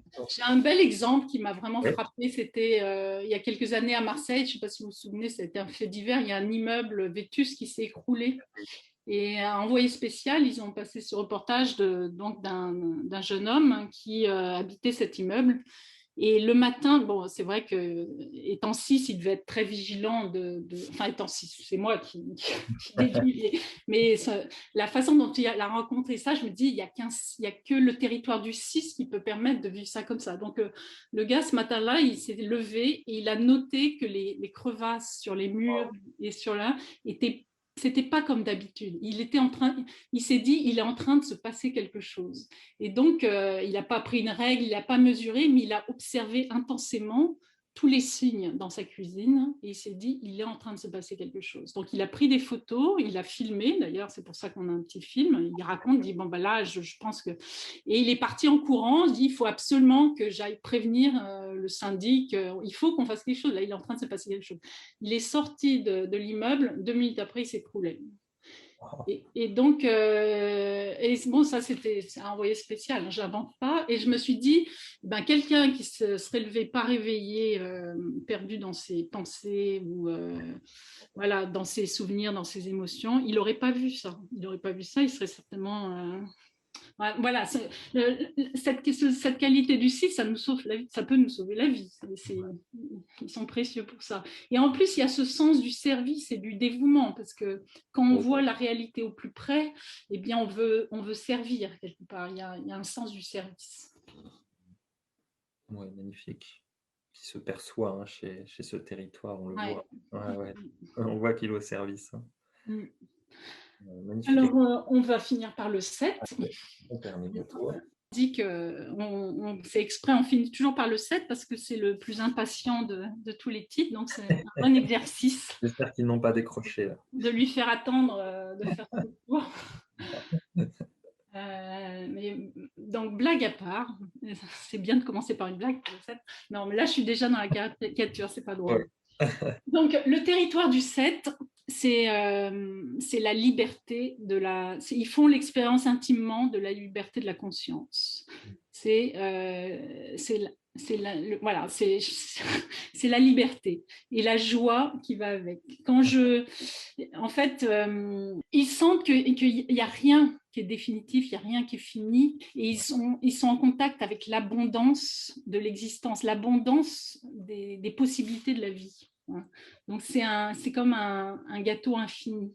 Et ce gâteau, il se construit, il se cuisine en même temps qu'il vive. C'est comme être à la proue d'un navire et sentir le bateau qui avance, les paysages qui se découvrent au fur et à mesure et sentir que la vie, c'est ça, c'est un infini de possibilités qui se renouvellent infiniment tout le temps. Donc le 7, il vit là-dedans. Et c'est la liberté de l'esprit. En fait, il fait l'expérience de ce qu'est l'esprit profondément. C'est cette liberté infinie. Et sachant que, voilà, on ne sait pas où ça va, d'où ça vient, mais on sait que c'est toujours nouveau. C'est toujours nouveau. Et à partir du moment où c'est toujours nouveau, il y a une positivité forcément qui est au fond de ça. Quoi. Le 7, il vit dans une positivité intrinsèque parce que c'est toujours abondant et nouveau et c'est jamais fini. Et donc, forcément, il y a beaucoup de joie qui va avec ce sentiment de liberté et d'infini. Donc, le 7, il a accès naturellement à cette joie profonde qui va avec l'expérience de la liberté intérieure. Eh bien, c'est un sacré tour. Hein. Et ça c'est magnifique. Quoi. Quand on débarque dans le territoire du 7, je me souviens, j'en ai fait une expérience qui m'a marquée. C'était un jour, j'étais au fond de mes chaussettes. J'étais un peu déprimée. Et je me dis, c'est pas possible, il faut que j'arrive à... J'avais ce gros nuage noir au-dessus de la tête. Là, et je retombais dans mes démons, dans mes travers. Je dis, c'est pas possible, il faut que je sorte de ça. Donc, je me souviens, j'étais allée dans ma chambre, j'ai dit, bon, je vais prendre un bouquin, n'importe quoi. J'ai pris un livre et il y a une carte qui est tombée. Et sur cette carte, c'était la carte d'un spectacle. Et il y avait Vivre, point d'exclamation. Le spectacle s'appelait Vivre, point d'exclamation. Et tout d'un coup, voir ce mot vivre qui tombait devant moi, ça m'a plongée dans... J'ai senti que je débarquais dans le 7 parce que tout d'un coup, je voyais l'infini des possibilités de la vie. Et mon nuage noir, il est parti, mais d'un coup, quoi. Ouais, ça, c'est un bel exemple de ce que les qualités essentielles font. C'est que quand on est ouvert, disposé, eh bien, la qualité, elle vient. Et tout d'un coup, je me suis dit, mais oui, c'est de ça qu'il s'agit, c'est de vivre, de profiter, de sortir de ces enfermements, de ces limites. Je suis libre, fondamentalement libre, et la vie m'offre tout ce dont j'ai besoin, quoi. Et donc, ça a été instantané. Je suis rentrée là-dedans et pendant quelques heures, j'étais profondément heureuse et dans la joie de vivre, quoi. Et je me suis dit, waouh, si c'est ça, si c'est ce que les 7 vivent naturellement, spontanément tout le temps, eh ben, ils ont de la chance. Voilà, mais on a tous accès à ça. Oui. Mais en tout cas, c'est sûr que les 7 ils vivent pour ça. Ouais. Wow, magnifique, magnifique. Donc là, tu as dit deux mots, tu as dit ouvert et disposé. Donc à partir du moment où on est ouvert et disposé, on peut accéder à déjà notre propre territoire et être touché ou vivre les autres, si j'ai bien Voilà, compris. c'est ça. Oui. Ouvert et disposé, ça veut dire pas enfermé dans notre boîte, quoi. Donc, c'est ça. Et quand je dis ouvert et disposé, c'est que on laisse la place, on se défait du tout moi pour laisser un peu de place au tout autre. Et ce tout autre, ben, il va se manifester comme il doit se manifester. Mais il y a nécessairement une distance qu'il faut mettre par rapport à cette boîte, se désidentifier de Bien. cette image qu'on a de soi et de la stratégie qui va avec.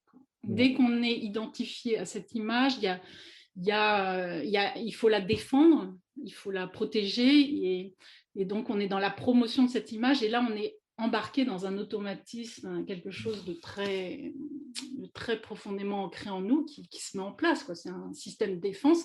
Dès qu'on est dans notre système de défense de cette image, on est fermé à tout autre, on est fermé au tout autre que nous. Voilà. C'est vrai, quelle liberté de se désidentifier, mais encore faut-il savoir de quoi. Et ça, l'énéagramme va vraiment mettre le doigt dessus.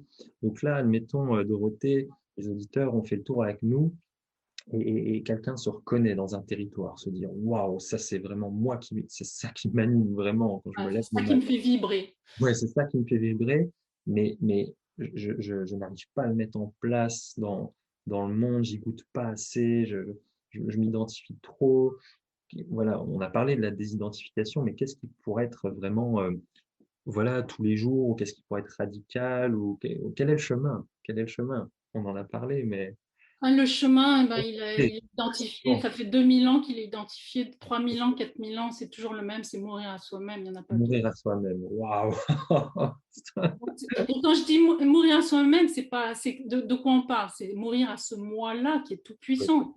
C'est ce moi qui se veut être à l'origine de tout. Moi je décide, moi je suis comme ça. Voilà, c'est ce moi-là qui nous encombre. Et donc, et ça, c'est un vertige infini de se dire, il faut que j'abandonne cette sécurité-là, ce familier-là, pour m'ouvrir à quelque chose qui n'est pas moi, qui vient d'ailleurs.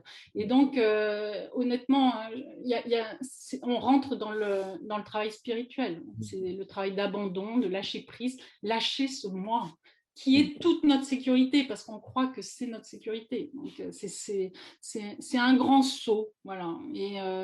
Dans le vide. Et normalement, percevoir la lumière des qualités de l'être, eh ben, ça nous donne la direction, ça nous dit que tout est là, qu'il suffit que j'abandonne ma sécurité du moi et ma stratégie. Alors, c'est sûr, hein, c'est difficile parce que, comme je le disais, il n'y a aucun moi sur cette terre qui est prêt à se perdre. Donc, il faut qu'il y ait un lâcher-prise. Et de mon point de vue, le travail avec l'énéagramme, pour moi, c'est vraiment, tu vois, je dis même pour moi, moi, c'est là qu'il commence quelque part, vraiment. Oui, oui. Là, ça devient vraiment, waouh, ça devient, c'est une fois qu'on saute dans le vide. Et d'ailleurs, dans le livre de la sagesse de l'énéagramme, il y a un passage où les deux auteurs prennent l'avion ensemble et ils ont voulu faire un Oui. récapitulatif de leur traversée de couches comme ça, de la personnalité, jusqu'à recontacter l'essence encore et encore et encore. Et ils ont noté Ils ont identifié encore 9 strates 9 strates, hein, de qui n'ont rien à voir développement. avec les 9 niveaux de développement, mais Alors, c'est pas les niveaux, hein. C'est pas les oui, niveaux de développement, c'est les 9 étapes du chemin spirituel. ouais, Et et de mémoire, l'énéagramme ne nous est utile que jusqu'à l'étape 3. Et au-delà, c'est une autre aventure qui commence. oui, oui, oui. Il nous est utile dans les 3 couches psychologiques. Voilà, La voilà. couche psycho-spirituelle et ensuite du pur Ensuite, eh spirituel. ben, en fait, l'énéagramme nous aide à nous avancer jusqu'au bord de la falaise. Et là, quand on est arrivé au bout, eh ben, il faut sauter dans le vide. Et donc, là, ce saut dans le vide, c'est les strates suivantes. Oui. Alors Dorothée, qu'est-ce qui fait que certains restent au bord du précipice, reculent pour peut-être mieux sauter, pourquoi certains Ouais. sautent? Qu'est-ce qui fait que... Parce que moi, je t'avoue que c'est mon moment préféré quand j'accompagne, je Mm. t'avoue. Hein, il y a toujours ce travail du moi avant, d'enlever les couches, hein, de névrose, et après, moi, ce travail de désidentification, de lâcher prise, d'aller dans ce vide plein, dans ce renouveau, moi, c'est vraiment mon moment préféré. Alors, c'est pas celui que j'ai préféré vivre, mais je sais ce qu'il y a derrière, en tout cas. Hein. Qu'est-ce qui fait qu'un humain va sauter, va oser, qu'est-ce qui fait? Ça vient d'où? Comment tu Ah, l'expliques? bah, c'est un grand mystère. Moi aussi, c'est ma grande question parce que Ouais, quand j'ai des élèves en cours et que je veux les amener à faire ce saut, moi aussi, je vis pour ça. ouais, Et puis, c'est difficile de l'enseigner puisque ça nous a été donné. C'est un don, c'est une grâce. Hein. Donc, c'est pas quelque chose. Oui, tout simplement. Voilà, il faut commencer par là. C'est pas quelque chose. ça vient d'en haut.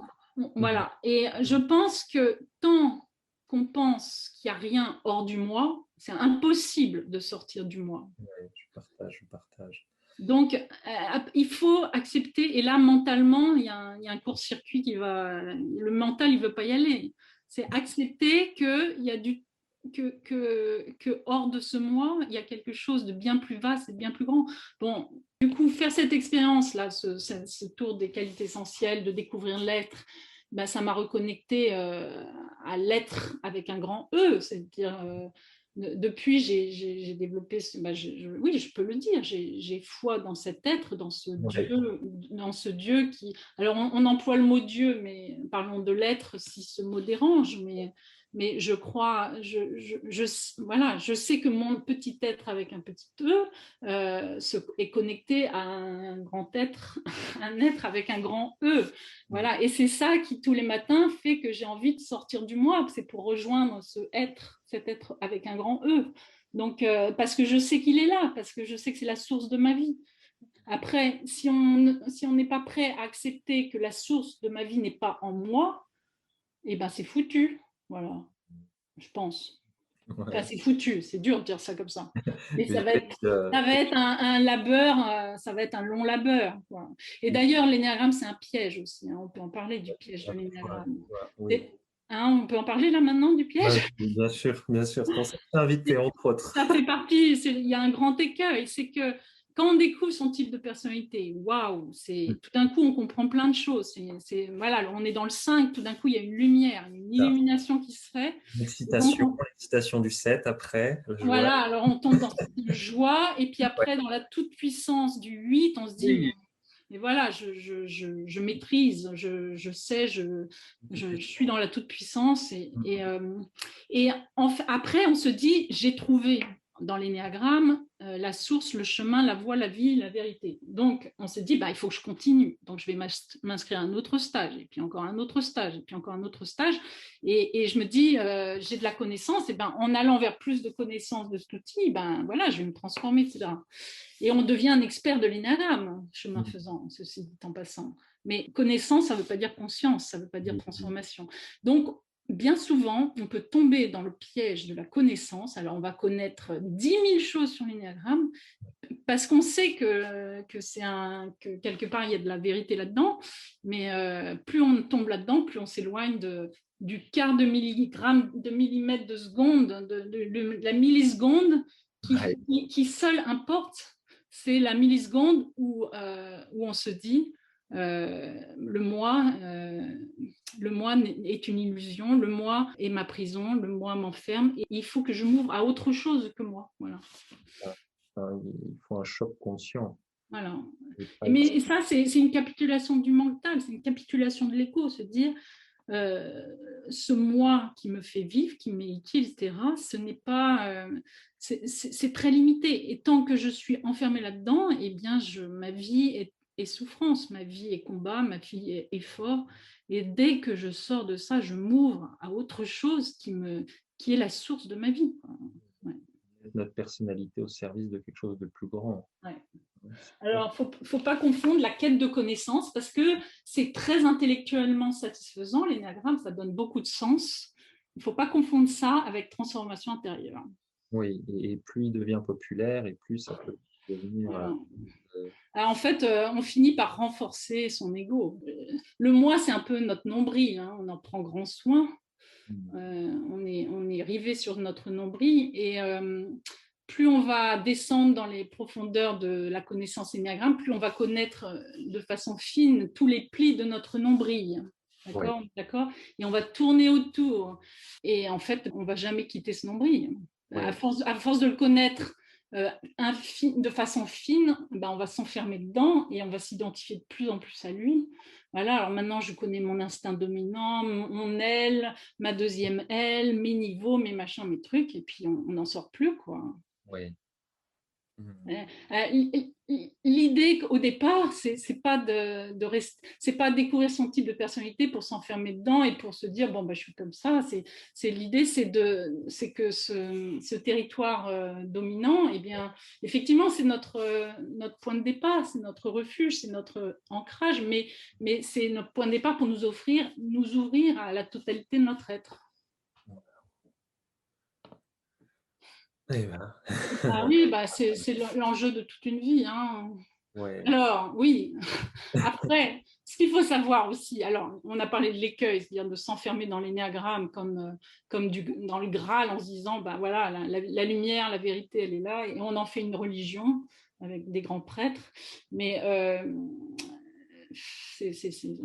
donc ça, c'est un écueil. La deuxième chose qu'il faut savoir, c'est donc ce petit crack qui fait qu'on entrevoit que la source de la vie, elle n'est pas dans le moi, mais elle est dans le tout autre et tout ailleurs. Eh bien, certes, on le vit, ça s'appelle, je ne sais pas si on peut appeler ça l'éveil ou l'illumination, enfin bref, on aperçoit quelque chose d'autre de nous-mêmes. Eh bien, donc ça arrive une fois, et puis après, après c'est un travail de chaque jour. Enfin, c'est chaque jour qu'on se remet dans cette conscience de soi. Gurdjieff, il appelle ça le self-remembering. Il faut se rappeler constamment qui on est, se rappeler constamment que ce moi est une chose limitée, qu'il faut s'ouvrir à bien plus grand que soi. Bon voilà, donc quand on est pratiquant d'une religion, on a un cadre pour faire ce travail-là, et il faut un cadre spirituel pour faire ce travail-là. On a une carte. Moi, je dis souvent que l'énéagramme, c'est une boussole et il faut une carte avec. La boussole seule, on peut se perdre rapidement. Et la carte, elle va délimiter et à la fois ouvrir sur quelque chose d'illimité. Oui, alors c'est bien qu'effectivement, l'énéagramme nous offre un chemin et une méthode adaptée à chaque type. Donc ça, c'est la carte et la boussole qui sont très précises et définies pour chaque type. C'est pour ça que ça marche aussi superbement bien par rapport à d'autres outils. C'est qu'une chaussure n'est pas bonne pour tous les pieds. Et là, on a une chaussure pour chaque pied. Donc ça, c'est magnifique. Mais la chaussure en elle-même, elle ne suffit pas. Il faut l'énergie et l'élan pour la faire avancer. Ouais. Bon. Dis donc, on a ah bah quand on est passionné, Oui, c'est vrai que ça sort tout seul. Hein. J'avais un petit peu peur au départ, et puis finalement, oui. On va continuer encore un tout petit peu, si tu veux bien, Dorothée. Tu as eu une expérience de l'énéagramme en milieu carcéral. Oui. Je crois que je l'ai vu à travers ton blog, d'ailleurs. Est-ce que tu peux nous partager un petit peu cette vision? Moi, c'est c'est une très, très belle aventure. Hein. Donc, j'ai fait ça grâce à Enneagram Prison Project, EPP, qui est un projet qui a commencé aux États-Unis il y a une dizaine d'années, Oui. grâce à Suzanne Olesek, qui est donc une Américaine qui vit en Californie et qui tout simplement un jour est allée enseigner l'énéagramme en prison. Et elle a été subjuguée par cette expérience et par l'accueil des détenus pour cet outil, cette démarche. Et puis, à partir de là, ça s'est développé aux États-Unis. Et maintenant, évidemment, ils cherchent à se développer en Europe. Et donc, en 2018, Suzanne est venue en Belgique. Parce qu'il faut savoir que la Belgique est un cas particulier dans le monde, on va dire, puisque l'énéagramme est inscrit dans le cursus de formation des agents pénitentiaires. Donc, c'est Jean-Philippe Coquemanche, qui est directeur de la formation du personnel pénitentiaire en Belgique, qui est lui-même formé à l'énéagramme et qui a vu le potentiel de cet outil pour aider les agents à vivre leur mission au sein de la prison. Mhm. Et donc, ils sont tous formés les uns après les autres quand ils entrent dans leur nouveau métier. Voilà, donc, et la vision de Jean-Philippe, c'était de dire, bon, les agents vont être formés et ensuite, ce sera les détenus. Donc, lui, il a fait appel à Suzanne, qui est venue parce qu'elle avait l'expérience, la méthode, etc.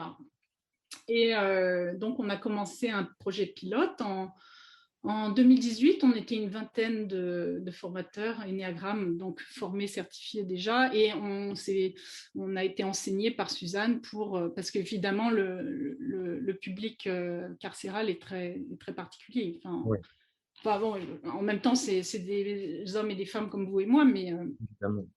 mais voilà, il y a quand même des choses à savoir, etc. Donc, on a fait cette formation et on a eu cette expérience de 4 jours à la prison de Namur. Et puis après, le projet s'est déployé. Et avant le début du confinement, on était présent dans 6 ou 7 prisons en Belgique et puis une prison en France, à Nanterre. Donc voilà où on était le projet avant le confinement. Et puis bon, dès que le confinement est terminé, ça va redémarrer. Alors moi, ce que je peux en dire, eh bien, en fait, dès que j'ai découvert l'énéagramme, j'ai lu un livre écrit par un prisonnier qui s'appelait Oui. Jacques Fesch, et j'ai eu cette intuition tout de suite. Je me suis dit, il faut enseigner l'énéagramme dans les prisons. Donc, quand l'opportunité s'est présentée, évidemment, j'ai sauté sur l'occasion. Et moi, en fait, ce que je voulais vivre à travers ça, bon, évidemment, hein, j'étais comment dire, très présente à cette cause et d'enseigner, de transmettre ce qui m'avait rendue vivante, pleinement vivante, de donner ça. Mais aussi, j'étais curieuse de voir cette transformation s'opérer parce que c'est des gens qui sont vraiment, pour le coup, dans beaucoup de souffrance. Hein. Rentrer dans une prison, c'est quelque chose, c'est une expérience existentielle absolument terrifiante et terrible. Donc, voilà, c'est un univers, on n'imagine même pas une seconde ce que ça veut dire que d'être enfermé derrière des barreaux et de rentrer dans un endroit où il faut passer 4, 5 portes fermées à verrou. Et donc, voilà, donc je me souviendrai toujours, on avait 20 détenus et ils sont arrivés, ils étaient fermés, Oui. on sentait tout le poids de leur vie sur leurs épaules. Et en fait, oui, là, pour le coup, quand on est connecté à son cœur, on sent tellement de souffrance, on voit que ça, on voit que ça. Et alors, ils ont évidemment beaucoup de dignité, donc eux, ils sont sous leur carapace pour cacher cette souffrance, pour vivre avec courageusement, quoi. Hein. Et donc, mais de l'extérieur, si on est en soi peu connecté à son cœur, on la sent cette souffrance et on voit cette carapace. Bon, et toujours est-il qu'on arrive, on leur donne beaucoup d'amour, beaucoup de bienveillance. Rien que notre présence, c'est immense pour eux. Et donc, au bout de 4 jours, au bout d'un cycle d'enseignement de l'énéagramme, on les voit en fait, on voit cette lumière, on les voit revenir à la vie, Ah oui. c'est-à-dire à cette lumière. Ils retouchent enfin enfin, l'ont-ils seulement déjà touché, quoi. Ils touchent cette lumière qui est en eux. Et ça c'est, on en pleure. Enfin, voilà, c'est tellement beau de voir un homme qui reprend contact avec son être. Oh. On voit cette carapace qui fond et ce cœur qui se remet à battre et cette confiance à nouveau dans le regard et puis tout d'un coup cette envie de vivre à nouveau, quoi. Ouais. Et, et j'ai vu aussi sur un forum que ça pouvait aider aussi à éviter les récidives. de comprendre comment je Oui, bah, fonctionne, ma blessure, ma compulsion, comment je fonctionne, ce qui a fait très certainement que j'ai été enfermé, hein, et ça peut aider, tu penses, à éviter de récidiver? alors, le grand mot d'ordre de Enneagram Prison Project, enfin, le grand, je sais pas comment, non, c'est pas un mot d'ordre, mais la devise, c'est se libérer de sa prison intérieure. C'est-à-dire que nous, on arrive pour leur montrer que s'ils sont dans cette prison physique derrière des barreaux, c'est la conséquence in fine d'une prison intérieure qui est leur personnalité, qui a fait qu'ils ont vécu leur vie de cette façon-là, qui a fait que voilà, sont arrivés à commettre le. Donc, l'irréparable. Donc nous, on est là pour leur montrer que ce n'était pas forcément une fatalité, que cette prison intérieure, s'ils s'en libèrent, alors quand ils sortiront de prison, ils ne vont pas retomber dedans et ils ne vont pas recommencer ils vont pas recommencer à glisser sur les mêmes pentes glissantes. Parce Ouais. que dans les niveaux moyens bas, la personnalité, vraiment un piège qui fait qu'on fait des erreurs et on s'enferme et on se coupe surtout de cette qualité d'être. Toutes ces qualités que je viens de décrire, Oui. les territoires de l'être, quand on est enfermé, aussi enfermé à double tour qu'ils le sont dans leur personnalité, ben, ils ne peuvent pas accéder à cette ressource-là. Donc forcément, on fait des bêtises, forcément on fait des erreurs. Hein. Donc, mais bon, voilà, eux, ils ont fait l'erreur de trop qui a fait qu'ils arrivent derrière des barreaux. Ouais. Waouh! C'est vrai que l'énéagramme aide à comprendre pourquoi je fais ce que je fais. Parfois, on peut faire des choses qui nous dépassent et le Mais comprendre. il faut être raisonnable, c'est-à-dire que, évidemment, de découvrir qu'ils sont autre chose que cette personnalité, qu'ils sont beaux tout simplement, enfin, qu'ils ont cette beauté en eux, c'est évidemment très très salvateur, enfin, c'est merveilleux à vivre. Mais après, c'est ce qui est sûr, c'est que l'ego reprend ses droits et donc mais bon, ils ont au moins cette expérience-là, et puis surtout, ils font l'expérience de l'amour bienveillant qu'on leur donne à travers cet enseignement. Quoi. Ils reçoivent beaucoup d'amour dans cet enseignement, et ça, c'est beaucoup de bienveillance, beaucoup. C'est un enseignement basé sur un regard positif inconditionnel. Ouais. Donc voilà, ils reçoivent ça, et ça c'est un acquis pour eux. Quoi. Magnifique. J'aurais une dernière question, Dorothée, qui me tracasse depuis tout à l'heure. Tu as dit que dans la formation, il vous faisait vivre tous les niveaux de développement. Comment ça fonctionne? Alors, bah, dans la partie 1, donc c'est une description. Hein, Ouais. on passe une matinée, une demi-journée par type. Donc, ils incarnent, ils enseignent. C'est de l'enseignement. Enfin, Rizzo et Hudson, Don Rizzo est décédé, mais Russ continue. C'est des enseignants. Donc, ils enseignent et ils expliquent comment on passe du niveau. On commençait au niveau 2, puis comment on passe au niveau 3, au niveau 4, au niveau 5, et voilà, etc. Et donc, comment ça se dégrade petit à petit jusqu'au niveau 9. Donc ça, ben voilà, c'est un voyage intellectuel quelque part. Mais bon, De haut en bas, ça. Non. je peux te dire qu'on le vit avec son cœur et ses tripes déjà. Et Oui. C'est puis, de haut en bas. pardon. Toujours de haut en bas, on part de la lumière. Ouais, alors, on parle du 2, on va jusqu'au 9, et à chaque fois qu'on arrivait au 9, on n'en pouvait plus. Enfin, moi, personnellement, j'en pouvais plus.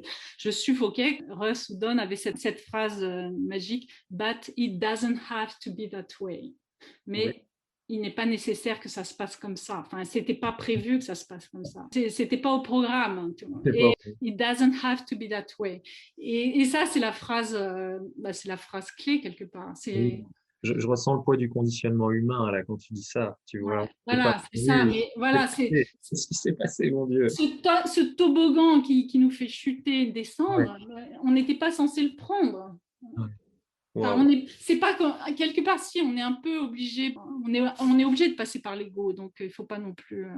Mais on n'est pas obligé d'être enfermé là-dedans et de se taper la descente. Quoi. Ouais. Donc, toujours est-il que quand on arrive en bas, it doesn't have to be that way, et on remontait au niveau 1, et on remontait à la qualité essentielle.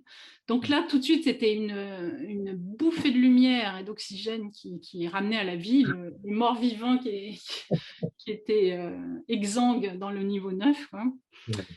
Voilà, et puis le stage numéro 2, là c'était, donc le stage numéro 1 c'est très, très mental. Ah, Stage c'est numéro mental, d'accord. Ouais, c'est très mental, hein, c'est de l'enseignement. Ah, bon, après, il y a des exercices, mais ça. Et au stage numéro 2, on faisait beaucoup de travail sur le corps. Waouh. Et notamment avec Andrea Isaac, qui a créé une Enea Motion, où là, on vivait il nous faisait vivre pareil, mais là avec le corps. Donc il fallait qu'on danse, qu'on bouge dans la salle, qu'on mime ou les niveaux élevés, moyens et bas de chaque type. Bon, ça, c'était extrêmement pénible aussi, hein. C'est pesant, hein. Enfin, le Énergétiquement. neuf, il se fatigue vite de ce genre de choses. Donc, j'ai eu beaucoup de mal à rentrer dans cet exercice et dans le vivre dans mon corps, le mimer. Mais en fait, c'est faire l'expérience par le corps de cette boîte qui s'épaissit au fur et à mesure. Mais j'avoue que ça a été une lumière énorme pour moi quand j'ai fait le neuf. Quand, tout d'un coup, il y a quelque chose qui s'est redressé en moi. C'est comme si j'avais touché un muscle qui n'avait jamais travaillé. Tout d'un coup, il s'est redressé. L'affaissement du neuf, tout d'un coup, s'est redressé. Donc, j'avoue que j'ai vécu quelque chose de très fort encore. De toute façon, à chaque stage où je suis allée là-bas, il y a eu un avant et un après. Donc, c'est vrai que dans mon corps, il s'est passé quelque chose grâce à ce travail-là.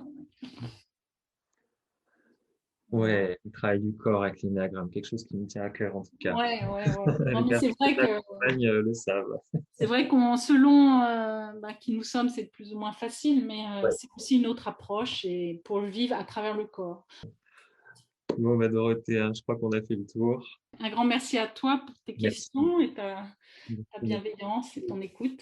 Dis-moi, Dorothée, où est-ce qu'on peut te retrouver pour les personnes qui t'ont suivi? J'ai un site internet. Bon, c'est un Oui. peu le bazar sur mon site parce qu'il est vieux, il faut que je le mette à jour, mais il y a énormément d'informations quand même dessus. Il y a tous mes articles de blog. Ouais. Et donc, ce site, c'est www.eneateach. Alors, E-2-N-E-A-T-E-A-C-H, teach comme teacher.com. Donc, eneateach.com. Bon, et puis sinon, je suis sur LinkedIn et Facebook. Enfin, en fait, si vous tapez Dorothée Nicolas, vous devriez me trouver. Chaque fois que je peux enseigner, je l'enseigne. Chaque fois que je peux transmettre, je transmets. Et là, depuis quelques semaines, j'ai repris des cours via Zoom. Par exemple, j'ai un module 1 qui va démarrer en mai. Ouais. En 5 séances. Donc, je fais des séances le soir de 18h30, non, de 18h à 20h30. Voilà, donc tout le calendrier est sur mon site internet. Et puis, c'est vrai que la sagesse de l'énéagramme, c'est une bonne ressource, hein, Ouais. une bonne ressource. Mais pour avoir vécu avec cette ressource pendant 1 an et demi, je sais que le livre, ça ne suffit pas. Ouais. Donc, même s'il est merveilleux, on se dit waouh, il y a tellement de choses là-dedans. Enfin, moi, voilà, c'est pas ça qui m'a fait démarrer, malheureusement. Le livre ne suffit pas. C'est une connaissance qui doit se transmettre et se recevoir oralement par quelqu'un qui a fait le chemin, je pense. C'est essentiel. Oui, je t'ai vu le préciser que d'être accompagné par quelqu'un d'expérimenté pour trouver son type et cheminer, c'était quelque Ouais. chose d'essentiel. Et puis le groupe aussi, c'est très important aussi. Ah Moi, oui. de faire cette découverte avec un groupe, parce que le groupe apporte cette bienveillance dont on a besoin. Et puis on se rend compte que c'est la même chose pour tout le monde. On est tous dans la même barque humaine, donc on rame tous dans le même sens. Donc ça aussi, c'est très réconfortant, très encourageant. Et puis le groupe, donc découvrir l'énéagramme avec un groupe. Ouais. Et puis aussi parce qu'on va voir chez les autres ce qu'on n'arrive pas à voir chez soi. Le nez, j'arrive pas à le voir au milieu de ma figure. Par contre, je vois très bien le nez des autres. Donc ça, c'est aussi un point très intéressant pour découvrir l'énéagramme. Et on va voir vraiment ces 9 territoires, neuf Oui, grands aussi. ensemble. Et ce que tu as décrit était vraiment merveilleux. C'était merveilleux. Merci pour d'avoir partagé ton approche, ta vision en tout cas, et ton expérience. Je dois tout à Ross Hudson et le réseau.